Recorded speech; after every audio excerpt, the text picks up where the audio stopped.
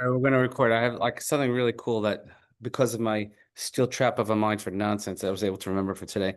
But also we have our shul's golf outing is like now. But Tonight, it's gorgeous. yeah. But I wasn't gonna like not have the share because of that. So I'll go. It's okay. They can do it without me. I don't. I actually ironically don't even play in it, even though I play, but I don't play in it. We have a challenge hole. Me and Ben Shaw, we run a game on everybody to raise money for the shul. So it's a lot of fun. Okay, so we have a short chapter, but really, really interesting because it just further details the decline in sort of the quality of leadership or the level of the people. So we finished chapter 11 last week with the story of Yiftach and his daughter, and he made this vow and he killed her, whatever it is, and it wasn't good. So however you want to leave that. And he had this decisive battle. He was a bit of a, I guess, a thug. He was a warrior. They didn't accept him because he was not of the right stock. And then when they needed his help, they hired him. They brought him in, and he defeats Ammon, and he's the leader now. Like everything's great. And he then finishes his chapter with the story of the daughter. Now, whether the story of the daughter happens before or after what we're about to read now in chapter 12, it's a matter of debate.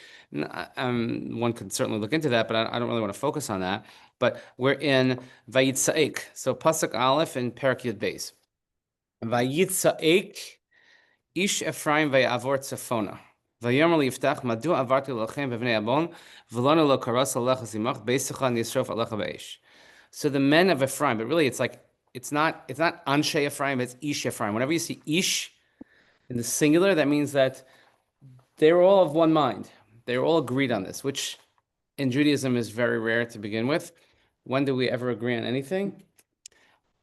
In the rare occasion, let's say Ish Echad B'Lev Echad, when they came to Har Sinai, Vayichan Neged Ahar, Vayichan Sham Neged Ahar.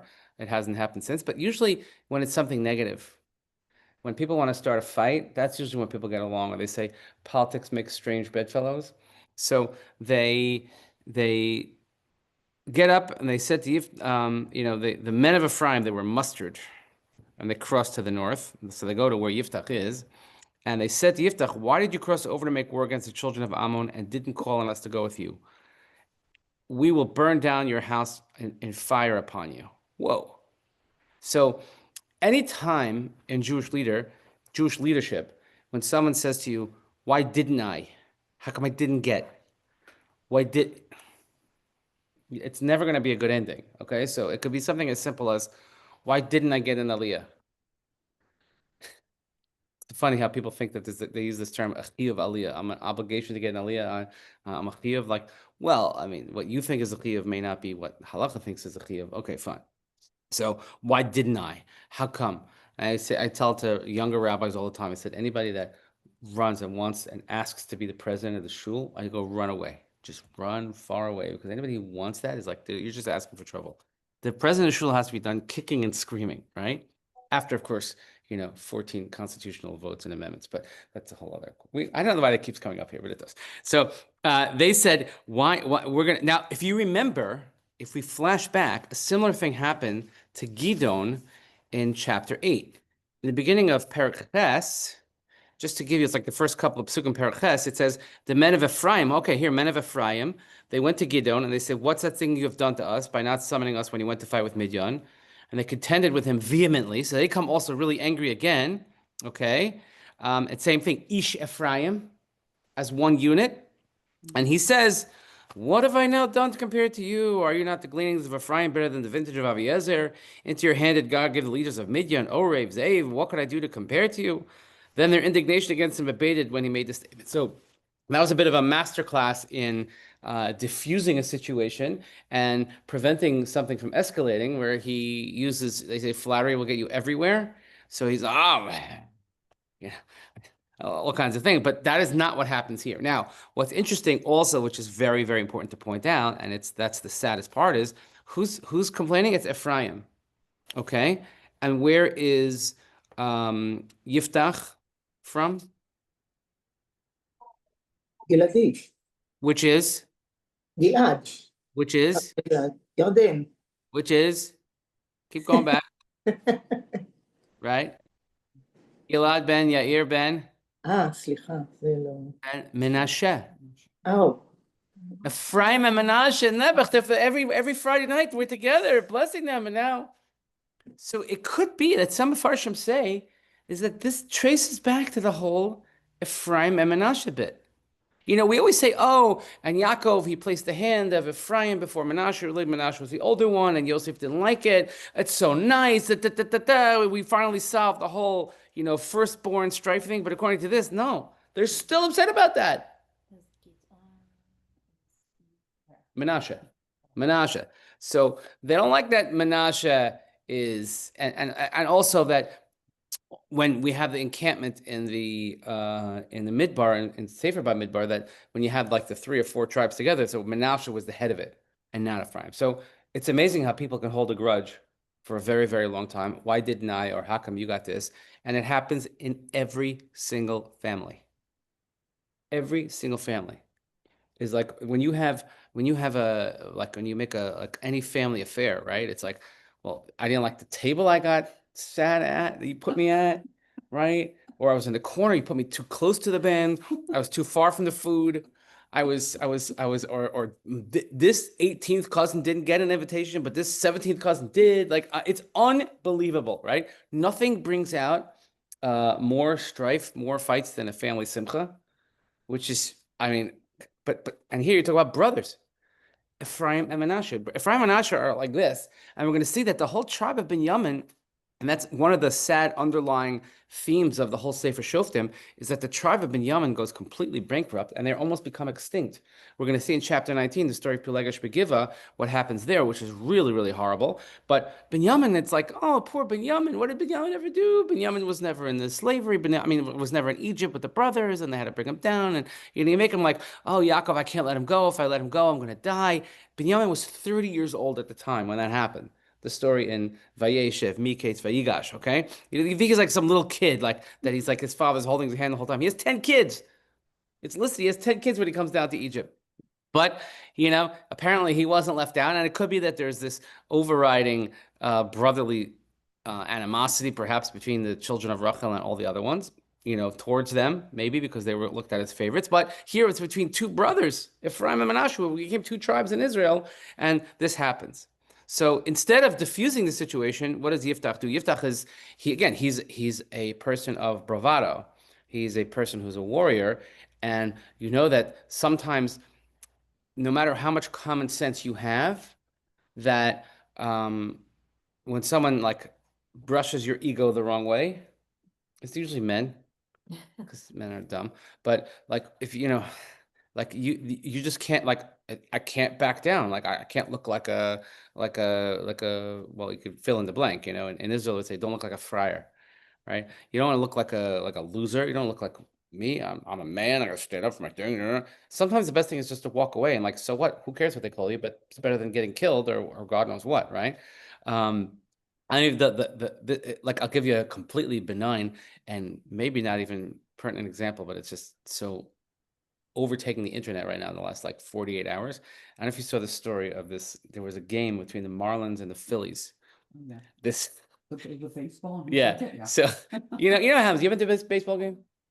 The baseball? Fans are very aggressive. They call her Philly Karen, which is great.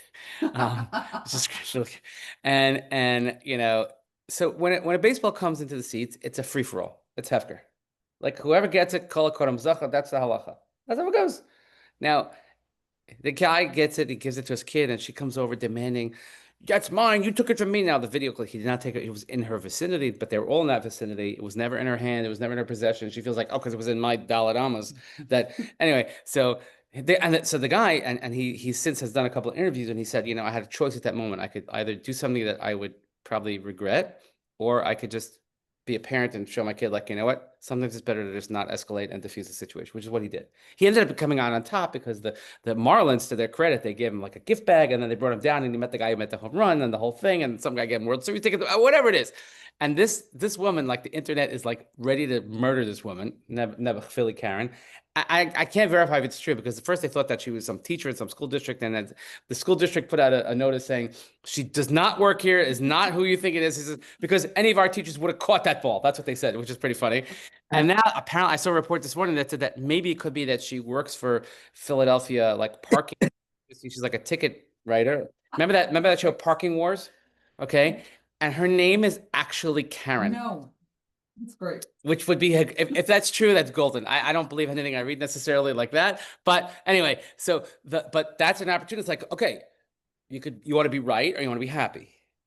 So Gidon handles it one way, and look what Yiftach does. Vayom Yiftach alehem ish riv hayisi ani v'ami b'nei amon ma'od ve'ezak eschem v'lo shatem b'samiyot. Now he doesn't go to like violence right away, but he says, I'm right, because that's the first reaction. The first inclination is to say, you're accusing me of something, but I'm right.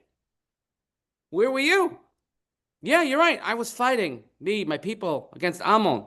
But I called you. Where were you? I called you. You didn't come out and help. Now that we won, all of a sudden, you didn't expect us to win. All of a sudden, you say, now, oh, I want to be part of the winning team, right?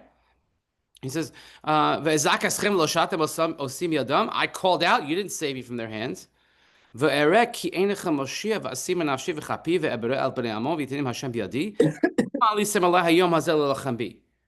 do you mean? I saw that you weren't helping. What did I do? I stood up. I acted. I put my life in my own hands. I crossed over to the children of Ammon. Hashem delivered them into my hand. Now you're coming to me and you're going to make war with me. You're going to fight with me. I'm the one that did all the heavy lifting. Where were you? I should be yelling at you. So you look at this and say, he's right. He's right. He's absolutely right. By the way, Gideon was right also, but he didn't take this tack. He was right. So sometimes being right is not always right. I'm still trying to learn this in marriage, but It's the meme of the Rebbe saying, it's better to be kind than right. right. I mean, I fail miserably at this all the time because I'm a man. But the Vaikbot. So therefore, what happens? Vaikbot Yiftach es kol anshe Gilad vayelachem es Ephraim vayaku anshe Gilad es Ephraim ki amru plitei Ephraim atem Gilad betoch Ephraim betoch Menashe. This is so painful to read these words. So he assembles all the men of Gilad, and they went to war against Ephraim, civil war. And it's not the first, it's not the last. And the worst thing that can happen to our people ever, ad hayom hazeh, is civil war. Okay? You don't think our enemies can see? You don't think they read the paper? You don't think that on October 6th that our enemies knew what was going on? They knew exactly what's going on. I just started reading, and it's so hard. It's such a difficult read. Yaakov Katz's new book, While Israel Slept. Wow. The systematic failure on so many levels, and in an unapologetic way, but also not being like woke of like, oh, let's, be nice to the whole world kind of thing, but like, we need to take stock and account and whatever. A very, very powerful book, but it's like hard to read a lot of it at once because it was just very, very painful to read. So they go to war against Ephraim. The men of Gilead, they struck Ephraim. For even the rabble of Ephraim had said, oh, what worth you, Gilad? You dwell in the midst of Ephraim, in the midst of Menashe. Like who are you? So like they were demeaning one another. And they're saying, you have no value, no worth. So our enemies often say that, what is it that we don't need to do anything to you because you could do the job for us. I want to share with you something. What? I'm going to deliver food. Oh. I'll catch the rest on the tape. Yes. It'll be great. I want to get my mindset back in. Thank you. So look at this. I'm going to share with you this quote. I heard this on the night of Tisha B'Av in Jerusalem, and I sat in Eicha reading in Ir David. Pretty cool, by the way. Ir David, they have that big amphitheater area, and they did it like it was dark and everything. Really cool. So they had Rav Doron Perez was speaking, but also Iris Chaim.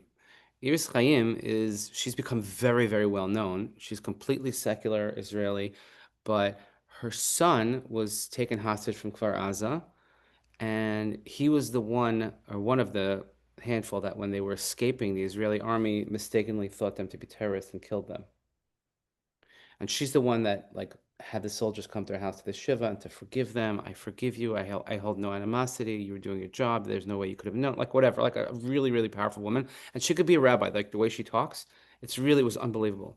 So Rav Doron, he said he found this from Josephus in the Wars of the Jews, which is appropriate to talk about on Tisha B'Av, of course. I'll just read you this passage. Prior to destruction, sectarianism reigned supreme. The nation divided itself into many different sects. You had Perushim, Sedukim, Essene, Zealots, Sicarii, and even more sub-factions within these sects. There was scorn, disdain, and hatred one toward another. Threatened by different values and beliefs, each saw the world in black and white terms. There was no middle road. It was a zero-sum game of ideological truth and intolerance. The hatred and infighting in Jerusalem were so disastrous on the eve of destruction that Josephus described the society as a great body torn in pieces. And then look at this. So then, according to Josephus, so Vespasian, who's the emperor, who is going to lay waste to Jerusalem, okay, and then he's replaced afterwards by his son Titus. We talk about the Arch of Titus in Rome. He made a striking observation about Jewish internal conflict during the siege of Jerusalem. While his generals wanted to attack the city immediately, Vespasian disagreed. He argued that attacking would unite the divided Jewish factions against their common Roman enemy. Instead, he advocated patience. If the Romans simply waited, the Jews would destroy themselves through infighting without requiring any Roman action. But Vespasian replied that they were greatly mistaken, without considering what was for their advantage and for their security. For that if they go now and attack the city immediately, they will unite their enemies. But if they wait, they shall have fewer enemies, because they will be consumed in their own sedition. God acts as a general of the Romans better than he can do, and is giving the Jews up to them, while their enemies are destroying each other with their own hands. Let us sit as spectators while the Jews are torn to pieces by their civil wars. It's an unbelievable passage. It's in Josephus, Wars of the Jews, chapter 4, Mishnah 6, or however they break it up. And then, so what Iris Chaim then went on to said, she says, like, on Tisha B'Av, we commemorate Churban. Churban, which the shorish of Churban is cherev, which is a knife, a sword, a weapon of war. She says what we need to do is we need to change the letters a little bit and turn Churban into Chibur. If you mix the letters, cherev becomes chaver. Cherev becomes chibur, which is an unbelievable, powerful idea. Like, wow. And we know this, but we can't get out of our own way. Look at this. You think they thought we're gonna wake up today, I'm gonna go to battle against my cousins? No, but that's what happened. We've seen it happen. We've seen it on so many different levels and so many different arenas where families are just fighting with each other. And then, you go like the second, third, fourth generation of these families, when they meet up with each other and they're like, I have no idea what the fight is about, but I know that I'm not supposed to like you. I know that I'm not allowed to talk to you. Like, it's unbelievable, right? What's So- Chibur? No, Chaver's friend. but- Chibur means connection, right? Chaber is that's why chaver is called a friend, because it comes from the word to connect one, to attach one to another. That's really right. Yeah, that's what that's it's unbelievable. Like, so we have a notebook, a collection of all your thoughts is a machberet, right? Or Oh, goodness. or chevra, right? Chevra is like your people, chaverschaft. So Chibur is, it's like unbelievable important. So they go to bed. Vayilkod Gilad es ma'abros Yarden Ephraim. V'haya ki yomru plitei Ephraim evora v'yomer lo anshe Gilad hefrati ata v'yomer lo. So then they occupy the crossings of the Jordan against Ephraim. So they're like up towards the northern part of the Jordan, and they want to know that the people of Ephraim would say, "Let me cross." The men of Gilad from Manasseh would say, "No, are you Ephraim?" And he would say, "No." So now, how could you tell? This is one of the great military coup secrets of all time. It's like, how could you detect the enemy from the non-enemy? How could you say if you're friend or foe? So normally people wear uniforms, but I guess less and less. If you look at obviously what Israel is dealing with now, you have Baruch Hashem, the Gaza Health Ministry is a robust organization that's very quick with numbers. Like before the bomb even explodes, they tell you how many people died. But how do you know someone? How do you differentiate? Let's say they dress up as somebody else. Let's say they dress like a civilian. Or here, so he says, how do they know? So look at this. They say when they were crossing over, you didn't know if they were from Manasseh or from Ephraim. Maybe it was an Ephraim person disguising himself, because they would say, no, I'm not. So Vayomer lo emarna Shiboleth. Vayomer Siboles, v'lo yachil ledaber kain, vayochazu asov yishchatu al mabros hayadam v'yipol ba'ezhim Ephraim arbim shnayim elef. They would say to him, okay, now say, here's a test. We're giving you a little test. Say Shiboleth or Shiboleth. Shiboleth, and they couldn't, because they knew that the people in Ephraim couldn't say a sh. They could only say a s. So they would say Shiboleth, they would say Siboleth, because they couldn't say it properly, couldn't enunciate properly. So they would seize him, they would slaughter by the crossings of Jordan. And look at this. Vayipol ba'esahi me'Ephraim arba'im ushnayim elef. רבי, אתה יודע שעד היום זה בערבית. כן. Arabs cannot say pay, they say Right. pay. And you Right. always, this is how you check it. Simply Right. cannot. Right. Like some, Yeah, like sometimes like if you have some Spanish people can't say a V. Like there's no name Victor. They can't say a pay. Like there's some dialects that people just can't say certain pronunciations. Right. So what can she say? You learn as a baby what to say. Mix it up. Right, right. I would say someone who speaks Spanish, they say Victor. They can't say Victor, they say Victor. Victory. לא ידעתי. Well, the right way. Can't say what. We can't say erasure and iron the right way. Iron. Yeah, but this is quite interesting. That's like, here's the test. Say, you'd think that they would figure it out by now, but no. So, but look at, they killed 40. It's the greatest casualty number that we've seen in the book so far. 42,000. That's crazy. And then we see later what happens. We have like 99 years, there's none of them left. Vayishpot Yiftach es Yisrael sheish shanim vayamas Yiftach hagiladi v'kaver ba'reglan. And that's it. Yiftach judges Israel for 6 years, and he dies, and he was buried. By the way, it says be'arei hagilad, in the cities of Gilad. What does that mean? In the cities. So if you remember last week, we cited a medrash that because of his poor judgment and his punishment, and he took on the vow and he didn't ask for advice, so Hashem said, you're going to die like a slow and painful death. So I'll just share with you what the Radak says right here. Derech hadarash bezeh, shehuka b'shchin kaved, v'hayanofel ivarim me'ir le'ir, is that he was afflicted with some terrible sort of shkin, as like, I don't know, we always call it like a skin disease, or I don't know, maybe some sort of leprosy, whatever, some sort of malady that all of his limbs would just gradually fall off. So he's in one city and a limb falls off. He's in another city, a limb falls off. Whenever he lost a limb, they would bury it in that city. And this is his punishment. I understand, like, you can't kind of like him not being able to use a limb anymore, but like literally falling So off. let me finish and let's discuss this. So it says, and this was his punishment, Shaharag Bito, that he killed his daughter, and he never asked to get released from his vow, which we discussed last week. He says, so now notice the Radak says Derech Hadrash. That's a drush. In other words, it's not a simple explanation. But Derech HaPshat, Perish Ba'arei Gilad, Ba'achas Me'arei Gilad. Pshat means he was buried in one of the cities of Gilad. So now, I doubt that it means literally that he was being buried piece by piece all over the place. I don't think it means that, but I think it just means that he was not given the honor in the text of saying, you're buried in one specific place, and here's your marker, and here's your grave, and here's where you're going to be, and like some sort of honor in that. Like it's not a badge of distinction.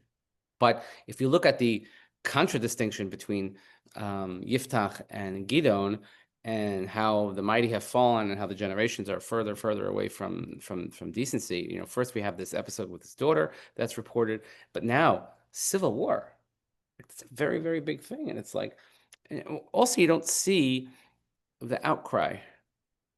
I don't know. I haven't seen much addressing of that, but you don't see anybody saying like, where are they stepping in? In the story of Pelegish Begiva, that gets a little bit more involved. But here, it's like, by the way, you know, they had a fight and they fought about it, and 42,000 people killed. Oh, and then afterwards, Yishbar Achra Vizil Iftzad. So let's just finish the chapter, and then I'm going to go back and show you something.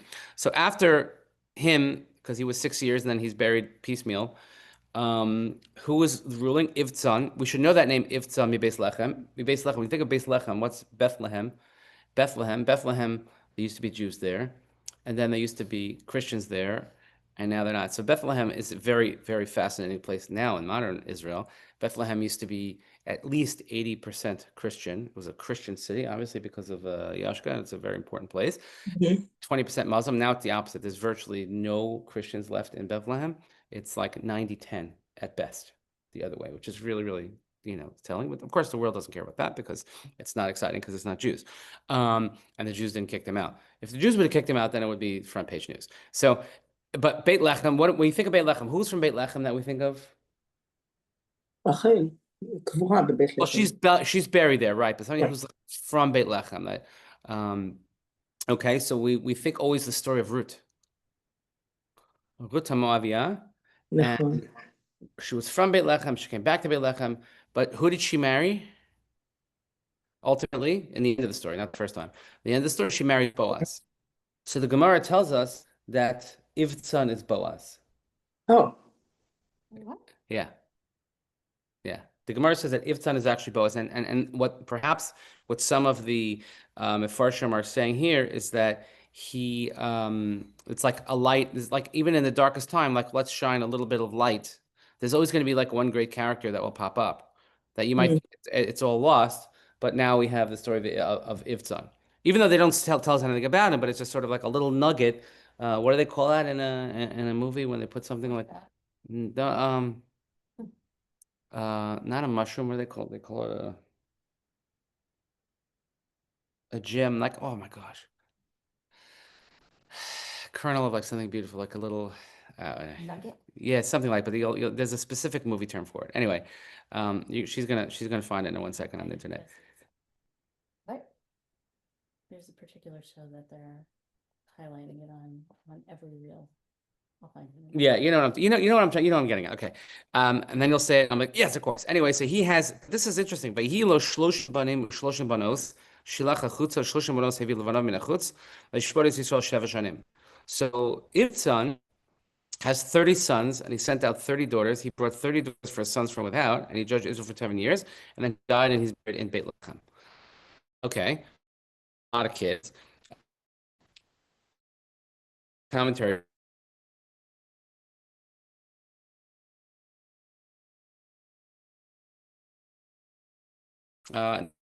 First, very somebody good after such a horrible situation because he was judged and he saw 60 children get happily married, right? And here, this is good for your kids, I should tell you. The verse shows that it was customary in those days that married sons lived near their parents and married daughters moved in with their in-laws. Okay, yeah. They teach us that Ivtzan was Boaz. Fake foreshadowing, it's a red herring. Right, a red herring. So that's a fake person. There's something that there's a word for it. Okay.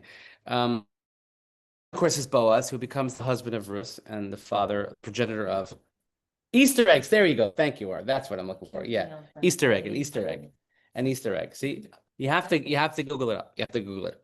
Okay, and he becomes, of course, the progenitor of the Melech HaMashiach, King David. But he's compared unfavorably with Manoach, which is going to be in the next chapter. Next chapter, we're going to know because it's the Haftorah of Naso, and it's the birth of Shimshon. Okay, we're getting into Shimshon, some really fun stuff. But because Ivtzan did not invite Manoach to any of his many feasts because he thought, Manoach is childless, will never invite me in return. So the reason that all of Ivtzan's children died in his lifetime, and his only descendant was the child of Rus, okay, who was born after he died. Saying he's great. I know, so as I'm saying, that's the Gemara. So and then the childless Manoach, who then of course has Shimshon, becomes the judge in Israel also. So in other words, it's relative, but the Gemara always loves to like throw shade a little bit and say, it's not all great and it's not all awful. But I want to give you both sides of it. It's what the Gemara says. It says it's a Gemara Bava Basra on Daf Tzadi Aleph Amud Aleph. Really, really fascinating. So he's then afterwards, after him, so we have your typical like no name or not too exciting rulers. Vayishpot acharav es Yisrael Elon Hazvuloni. Vayishpot es Yisrael Eser Shanim. You have this guy Elon Hazvulon. Elon the Zebulonite, and he's there for 10 years. Vayamas Elon Zvuloni v'karve Ayalon and Beretz Zvulun, and he's in Ayalon and in the land of Zvulun. So in the Ayalon Valley, of course, if you look at it in Israel today, like that's in the area of Zvulun. Vayishpot acharav es Yisrael Avdon ben Hillel ha-Piratoni, and then the Pirathonite Avdon, the son of Hillel, he judges Israel. Vahilo arba'im banim shloshim b'nei banim. Rochvan al shivim ayarim. Vayishpot es Yisrael shmona shanim. So he has 40 sons and 30 grandsons riding on 70 horses. Wow, amazing. Okay, and he's 8 years. So you just had here, Yiftach was 6 years. Ivtzan was 7 years, right? So that's 13. And then you have 10 years, that's 23. And then you have 8 years, so that's 31. So we just like zipped over 31 years like nothing, okay? And then he died and he's buried in a place called Pir Aton, Be'eretz Ephraim, Bahar HaMaleki, in the Amalekite mine Har Ephraim. Okay, so that's it. So that brings us sort of to a full circle close on the story of Yiftach, which is very, very sad. But yet, the Gemara says also, again, to say the dark and the light, the positive and the negative, like we say, Yiftach B'dorah Kashmuel B'dorah, that Yiftach was still considered the greatest of his generation. Maybe says something about the generation, but you know, we always have these in all arenas, we have these different disagreements about, oh, he's a great Talmid Chacham, or he's a great ball player, or he's a great whatever. Oh, but had he played in, you know, with so and so, or had he been, he would have been a nothing, right? And starts out from the very beginning by Eile told us Noach. Noach ish tzaddik tamim hayah b'darasav. Rashi brings the machlokas there. Was Noach great in his generation, or was he an all-time great?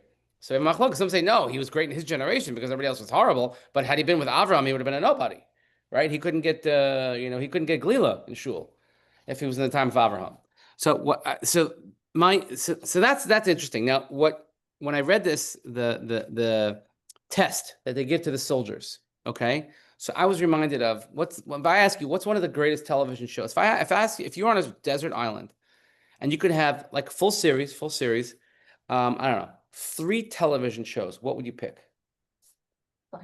Seinfeld, okay. I respect that. It's all pipes. Yeah, Gotta laugh. you gotta laugh. You wanna give us a decade? Whatever you want. Anything you want. Mimi would say like Eretz Nederet. She would say like she's not like Yudim Baim. נכון? Brady Bunch. Brady Bunch. Okay, wow. Marsha. Yeah. So I'm gonna play you this clip that it's What's your series? oh me? I'm not gonna say it on recording. I'm gonna share with you this because I remember this because I hadn't seen it in many years, and thank God it was easy enough to find a great scene from one of the great shows of all time. And here we go. Let's see if it's on. Why is my screen sharing paused? No, I don't want to. No, don't pause it. Come on. What do you see on the screen, Mimi? כלום. Just עיגול zoom. מסתובב. Nothing. Okay. Let me stop the share. Okay, let's do it again. Let's do it again. And oh, it's not letting me do it. Why is it not letting me do it? It's still nothing, right? Nothing. Anti-Semitism. So בדיוק. here's what I'm gonna do. I'm gonna pull it up and you guys can watch it. Maybe you'll hear it, but this is such an unbelievable okay, from one of the great screens. You can't see it, Mimi, right? לא. But you'll hear it. Maybe you'll hear it. Look at this. בסדר. What am I doing? Hardening a turkey. Okay. Mr. President. Excellent. Yeah. I think you'll like this. Mr. Meister, Meridian 3000 series, one-piece forged blade, riveted palm handles. Horrific. I don't like the handles. Okay. Mr. President, how's it going? So we've taken a couple dozen meetings in the last 2 days. You met with Chinese embassy officials? Last night. They say Christians aren't persecuted in China. Since they're not oppressed, they don't qualify for refugee status. Under US or UN conditions, yeah. They also make the point that they broke Chinese law when they left the country illegally and should be sent back to their country of origin. It's a fair point. The INS agents also feel it's not uncommon in this situation for refugees to, how do I put it, feign faith. Yeah, they'll be coached. So how do you tell the difference between... You guys know what a Shiboleth is? It's a catchphrase, isn't it? A cliche. Comes from the Bible. Then said now unto him, say now Shiboleth. And he said Siboleth, for he could not frame to pronounce it right. It was a password, the way the army used to distinguish true Israelites from imposters sent across the River Jordan by the enemy. Sir, I'm having one of the Chinese refugees flown here. I'll meet with him tonight. Mr. President, I can't, indefinitely with the turkey. Yeah. Excuse me, Mr. President, what are you going to ask the Chinese refugee? I'm going to ask him to say Shiboleth. It's great. This show, like, Yeah, let's go. Mr. President? Is he here? Yes, sir. Good. Did we get an interpreter? He speaks English. He's a chemistry professor. Yeah? There was a while there I wanted to be a chemistry professor. What happened? I never actually studied chemistry. A lot of these college chemistry departments are really demanding that way. Yeah. Mr. President. Jen Wei? Yes, sir. I'm Jed Bartlett. This is Leo McGarry. How do you do? Thank you for coming all this way. Yes, sir. Fellas, do you mind waiting outside? Sure. Care to sit down? Perfectly all right. Some sandwiches here. If you get hungry, you should feel free to eat as much as you please. Yes, sir. There are questions as to the veracity of your claim to asylum. Yes, sir. How did you become a Christian? I began attending a house church with my wife in Fujian. Eventually, I was baptized. How do you practice? We share Bibles. We don't have enough. We sing hymns. We hear sermons. We recite the Lord's Prayer. We are charitable. Who's the head of your church? The head of our parish is an 84-year-old man named Wen Ling. He's been beaten and imprisoned many times. The head of our church is Jesus Christ. Can you name any of Jesus' apostles? If you can't, that's okay. I usually can't remember the names of my kids, or for that matter. Peter, Andrew, John, Philip, Bartholomew, Thomas, Matthew, Thaddeus, Simon, Judas, and James. Mr. President, Christianity is not demonstrated through a recitation of facts. You're seeking evidence of faith, a wholehearted acceptance of God's promise of a better world. For we hold that man is justified by faith alone, is what St. Paul said. Justified by faith alone. Faith is the true, I'm trying to, Shiboleth. Faith is the true Shiboleth. Yes, it is. And you, sir, just said the magic word in more ways than one. Thank you. It's a pleasure to meet you. Thank you, Mr. President. Cool. It's such a great scene. Were you able to hear that? כן, בטח. Okay, so it's I'll send a link also on the email, but that's Aaron Sorkin, right? I mean, but it's really like his reference though. He's like enemies versus the enemy, but the enemy were Jews. They were Israelites. They just not on the same team at that moment. But I don't know why I remembered that, but I remembered that scene. That's one of the great all-time shows. Really, really. I mean, the West, and also, but Which episode? I don't know. Just I'm gonna send a link to it, but it's if you just I just looked up Shiboleth West Wing and it came right up. I don't know. Maybe it does tell you what episode it's in. Doesn't tell me which one it is, but that like they got so biblical in the show and many things. They have one great scene also about the when he has a line about the Israeli Memorial Day versus our Memorial Day. He's about to go throw out a pitch in the baseball stadium. He says, "You know why the way Leo McGarry tells the president about how they do Yom HaZikaron. It's really, really very powerful. But like again, a phenomenal show. But that you see, that's why we watch television, so we could better understand Navi. That's it. So anyway, I'll leave it at that. Now I'm gonna shut the recording. Then I'm gonna answer the question. But okay.